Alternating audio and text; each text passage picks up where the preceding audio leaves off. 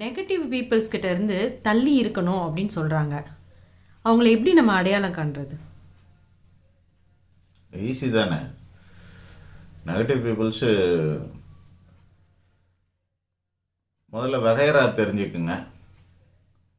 அவங்களோட நடவோட பாவனம் சொல்லு செயலில் பெரும்பாலும் சொற்களாலே கண்டுபிடிச்சிடலாம். அதை வச்சு நீங்கள் அவங்கள புரிஞ்சுக்கலாம். இப்போ இந்த நெகட்டிவ்ஸ் பர்சனாலிட்டி என்னென்னா 3 வகை இருப்பாங்க. ஒன்று கூட இருக்கலாம், என் ஆய்வுக்கு 3 தான் இருக்குது. ஒன்று, தங்களை பற்றி நெகட்டிவாக திங்க் பண்ணிக்கிட்டே இருப்பாங்க. நான் சரியில்லை, எனக்கு இது வராது, என்னால் இது முடியாது, நான்லாம் எதுக்கும் லாக்கி இல்லை, அப்படி இப்படின்னு இருப்பாங்க. இதனால் என்ன ஆகும்னா அவங்கக்கிட்ட தாழ்வு மனப்பான்மை அதிகரித்து விடும். இது உங்களுக்கு தெரியும். இந்த மாதிரியான ஆளுகிட்ட அவங்கள ஊக்கப்படுத்துகிறேன்னு சொல்லிவிட்டு நீங்கள் போய் அவங்ககிட்ட ஒட்டிக்கூடாது. ஏன்னா அது ஒரு கொரோனா மாதிரி அந்த நெகட்டிவ்ஸ்லாம். கொஞ்ச நாளைக்கு சொல்லிவிட்டு நீங்கள் அவங்கக்கிட்ட தள்ளி இருக்கணும். நெகட்டிவ் பர்சனாலிட்டியோட சேர்ந்துருக்கக்கூடாது. அவங்களோட அவாய்ட் பண்ணணும். அவங்கள அவாய்ட் பண்ணும்போது அவங்களுக்கு தெரியும். கருணை உள்ளமே கொண்ட பெரிய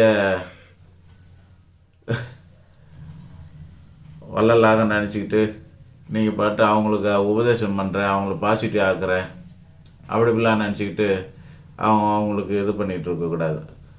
3 முறை சொல்லி பார்க்கணும், அவங்கள சுட்டி காட்டணும், இப்படி நினைக்கக்கூடாது, இப்படி பண்ணக்கூடாது, அப்படி இப்படின்னு. அதுக்கப்புறம் நீங்கள் அவாய்ட் பண்ணணும். அந்த சூழ்நிலை சில நிமிடங்களில் அவங்கள விட்டு நீங்கள் விலகி போயிடணும். இதுதான் உங்களுக்கு நல்லது. இது ஒரு டைப். தாழ்மனப்பான்மை உருவாங்கி இருக்கும் அவங்களுக்கு. அவங்க தன்னை பற்றி எதிர்மறையாகவே அவங்க நினைப்பாங்க. அவங்கக்கிட்ட இருக்க ப்ளஸ் பாயிண்ட், பாசிட்டிவ் ஆன விஷயங்கள்லாம் எவ்வளோ இருக்கும், ஆக்கப்பூர்வமான விஷயங்கள்லாம் எவ்வளோ இருக்கும், ப்ளஸ் பாயிண்டெல்லாம் எவ்வளோ இருக்கும், அதை பற்றிலாம் நினைக்காம அவங்ககிட்ட இருக்கிறது இல்லாததையே பேசுவாங்க. அது ஒன்று. என்கிட்ட ஒன்றுமே இல்லை, என்கிட்ட என்ன இருக்குது, அவங்கக்கிட்டலாம் அவ்வளோ இருக்குது, என்கிட்ட எதுவுமே இல்லை, துணி இல்லை, மணி இல்லை, படிப்பு இல்லை, அழகு இல்லை, இந்த மாதிரி இல்லைன்னு சொல்கிறவங்களாம் நெகட்டிவ் பர்சனாலிட்டிஸ். தாழ்வு மனப்பான்மையில் இருக்கிறாங்கன்னு அர்த்தம். இவங்களுக்கு என்ன வரும், தாழ்வு மனப்பான்மை வரும். இன்னொரு பக்கம் பொறாமை வரும். யாருக்கிட்ட இருக்கிறவங்கள பார்த்து பொறாமை வரும். திறமை இருக்கிறவங்ககிட்ட பொறாமை வரும், பணம் இருக்கிறவங்ககிட்ட பொறாமை வரும். இவங்களாவே சொல்லுவாங்க, அவங்க நம்மளை மதிக்கலை, அவங்க நம்மளை அவாய்ட் பண்ணுறாங்க, அப்படிலாம் கூட சில இதெல்லாம் சொல்கிறதுலாம் உண்டு.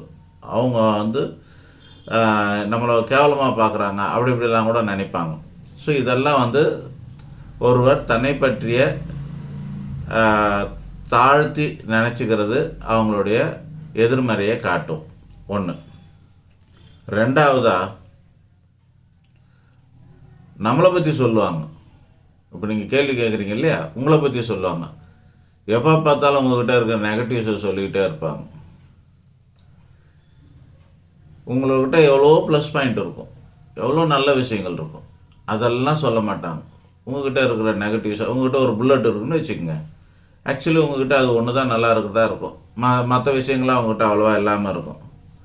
அதை எப்படி சொல்லலான்னாக்கா, உங்களோட சேலரியை விட இது பலமாக இருக்கலாம்.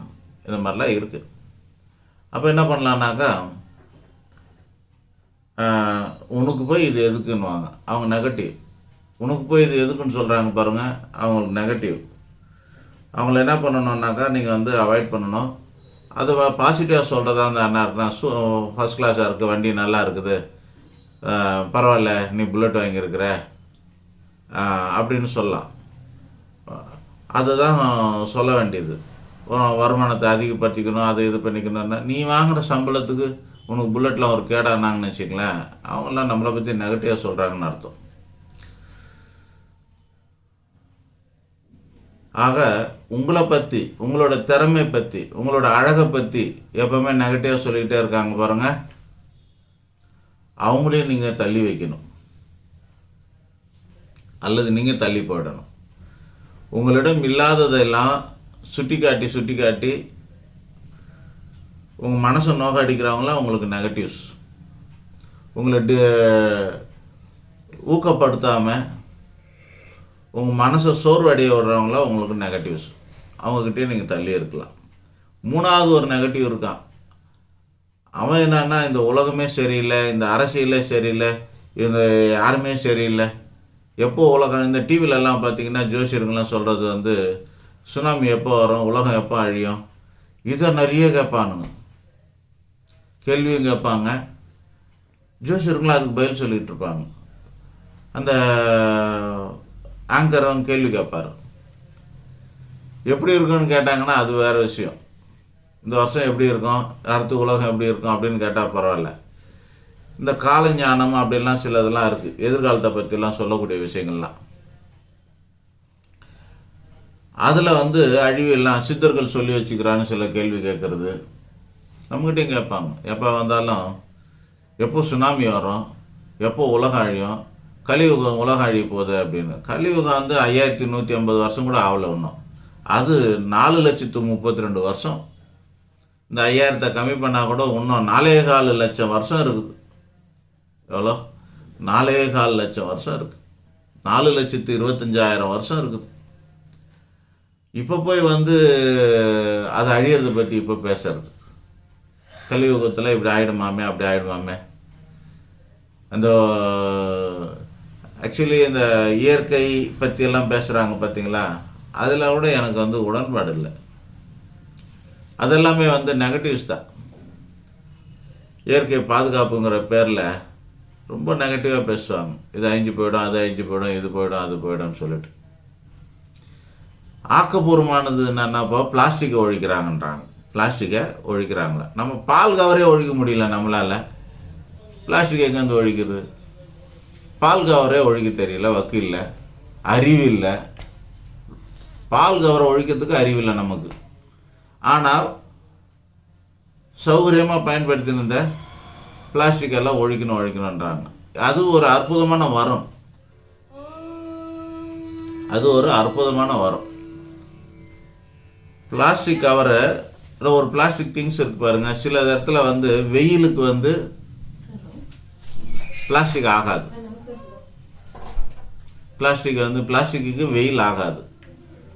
வெயிலே இருந்ததுன்னா அந்த பிளாஸ்டிக் ஒரு நாள் படப்படன்னு அப்பளம் மாதிரி உடஞ்சி போயிடும். நீங்கள் ஒன்றும் ஒரு குடம், ஒரு பிளாஸ்டிக் சேரு இதெல்லாம் வெயிலில் போட்டு பாருங்கள், முதல்ல வெளுத்து போகும். வெளுத்து போனதுக்கப்புறம் அது வந்து அப்பளம் மாதிரி உடஞ்சி போயிடும். ஆனால் தண்ணியில் இருந்ததுன்னா அது ஒன்றுமே ஆகாது பிளாஸ்டிக்.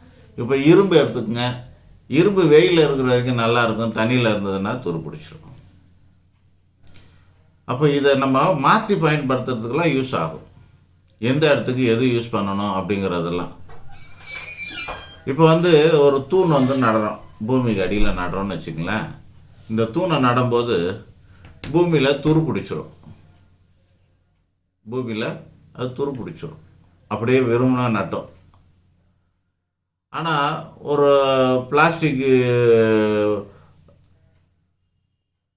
தூணை உள்ளே வச்சோம்னா அது வந்து அவ்வளோ சீக்கிரம் துரு பிடிக்க போகிறதில்ல. ஜென்மத்துக்கும் அது அப்படியே கிடக்கும். எவ்வளோ அழகாக அதெல்லாம் பயன்படுத்தலாம் நாம். அந்த மாதிரி பயன்படுத்தணும். நல்லதுக்கு பயன்படுத்துறதுக்கு நம்ம அதை அந்த அறிவியலெல்லாம் நம்ம வந்து பயன்படுத்தணும். விட்டு பிளாஸ்டிக்னால உலகம் அழிஞ்சு போயிடும், அதெல்லாம் ஒரு நெகட்டிவ்ஸ். அது மாதிரி மக்களோட கேள்வியெல்லாம் வந்து அழிவை நோக்கியே இருக்கும். பொது அழிவை பற்றியே கேட்பான். உலகம் எப்போ அழிஞ்சிரும், இல்லை அந்த சித்தர் சொல்லியிருக்காரு உலகம் அழிஞ்சிரும்னு. இப்போ கடல் வந்து சென்னையை முழுக போதாமே. இவெல்லாம் பெரிய நெகட்டிவ்ஸ், பக்கத்தில் வச்சுக்கூடாது. இதை கேள்வி கேட்பான் ஒருத்தன், அதுக்கு பதில் சொல்லுவான் ஒருத்தன். எல்லாம் நெகட்டிவ்ஸு. இதை இப்போ உலகத்துக்கு அழிவு வரப்போகுது அப்படின்லாம் சொல்லுவாங்க பாருங்கள், அதெல்லாம் நெகட்டிவ்ஸ் தான். அந்த மாதிரியான எதிர்மறையான கேள்வி கேட்குறவங்களே ஆர்வமாக இருக்கிறாங்க பாருங்கள், உலக அழிவு அப்படின்னு. அதெல்லாம் நெகட்டிவ்ஸ். அவங்க விஷயத்தெல்லாம் வந்து அவங்களெல்லாம் நம்ம தள்ளி வைக்கிறது தான் நல்லது. எதிர்மறைன்றது இந்த 3 ரூபத்தில் தான் வருது. ஒன்று, அவனை பற்றி அவன் எதிர்மறையாக இருப்பான். ரெண்டாவது, நம்மளை பற்றி அவன் எதிர்மறையாக இருப்பான். மூணாவது, இந்த உலகத்தை பற்றி அவன் எதிர்மறையாக இருப்பான். நம்மக்கிட்ட குற்றம் குறை சொல்கிறவனா எதிர்மறைன்னு சொல்கிறோம். நம்ம அட்வைஸு, அறிவுரை, தகுதியானவங்க சொல்ல வேண்டியது, அவசியமானவங்க சொல்ல வேண்டியது, இதெல்லாம் இருக்குது. அதை தவிர மற்றவங்கலாம் சொல்கிறதெல்லாம் அதெல்லாம் நம்மளோட எதிர்மறையாளர்கள்னு அர்த்தம். அவங்கெல்லாம் அவங்கள கொண்டு வந்து நம்ம விலகி இருக்கிறது தான் நல்லது. நன்றி, வணக்கம்.